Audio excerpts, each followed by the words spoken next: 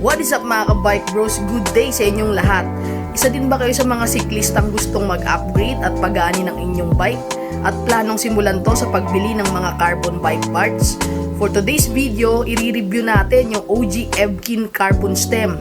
Yung model nito yung SM004. So bago natin simulan itong unboxing at review, please don't forget to hit like and subscribe. So ano pang inaantay natin? Tara, check na natin to.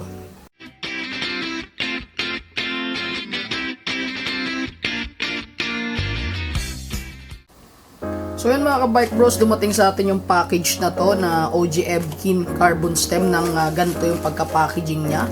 Nakabalot siya ng bubble wrap na pouch. Yan, yung branding ng OG Evkin. Mabilisan lang tayo guys. Tapos ito yung, pagbukas mo, ito yung laman sa loob. Yan mga ka-bike bros, nakabox pa din siya. Napaka-premium din ang box niya guys, no? Kung titignan nyo. Pag open nyo ng box, ito na yung stem. So meron pa siyang another na styro wrap. Yan. Yung manipis lang na styrofoam, tapos naka-indicate yan 6 degrees 80 mm. So yan yung pinakasukat ng stem na to. Labas na natin yun. Ang model nga pala nito guys ay OG Evkin SM004 carbon stem, matte black. Tapos yung kanyang logo ay may pagka-stealth yung design, yan kung makikita nyo dyan. So sobrang minimal lang. Then yung carbon material na ginamit dito mga ka-bike bros as per manufacturer ay T1000 carbon, Toray carbon, carbonium siya. So combination siya ng carbon tsaka aluminum. So itong pinaka body ng stem ay carbon, then itong clamp niya aluminum to guys. 6061 aluminum yung material na ginamit dito. So, hindi siya purely carbon. So, meron siyang 4 na bolt dito sa harap. Then, itong bolt na to, mga ka-bike bros, ay titanium na siya. So, much lighter siya sa aluminum at mas matibay siya. Yan. Then, yung mga bolts niya, mga ka-bike bros, may pagka-oil slick yung color.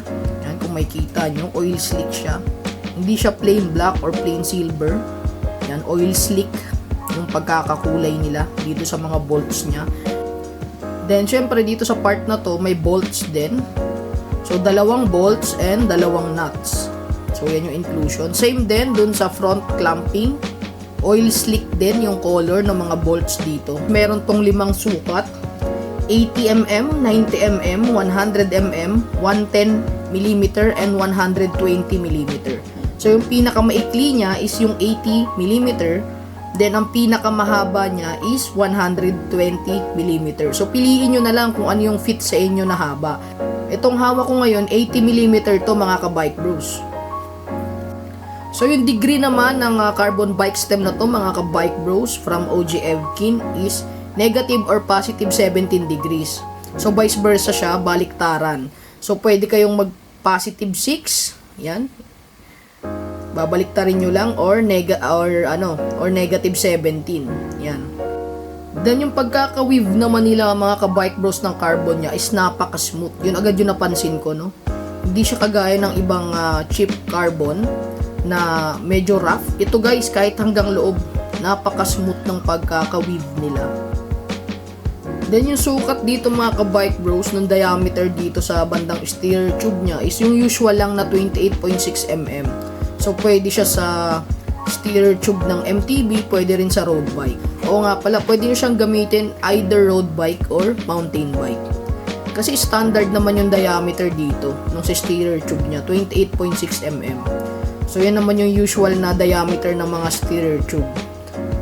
Then, dito naman sa part na to, sa handlebar or drop bar clamp niya, yung diameter naman nito mga ka-bike bros is yung usual lang din na 31.8 mm. So, pwede nyo din siyang gamitin sa drop bar. Pero dapat tubular lang na mga drop bar or handlebar. Pag mga aero bar, magkaka-issue na yan. Kasi minsan iba yung sizing ng mga aero bar. Basta pasok siya sa 31.8 mm, pwede nyo itong ikabit mga kabike. Siyempre, pag carbon mga kabike bros, mahalaga yung proper torque. So, yung proper torque sa mga bolts nito mga kabike bros is 6 Nm lang. Nothing more, nothing less. So as much as possible, pag bumili kayo nito at pag kinabit nyo to, gumamit kayo ng torque wrench kasi napakahalaga niyan mga ka-bike bros, lalo pag mga carbon materials yung kinakabit nyo or ini-install nyo. Kasi dyan nakasalalay yung integrity ng carbon material dahil pag mali yung pagkakatorque nyo, pwedeng masira, pwede kayo maaksidente.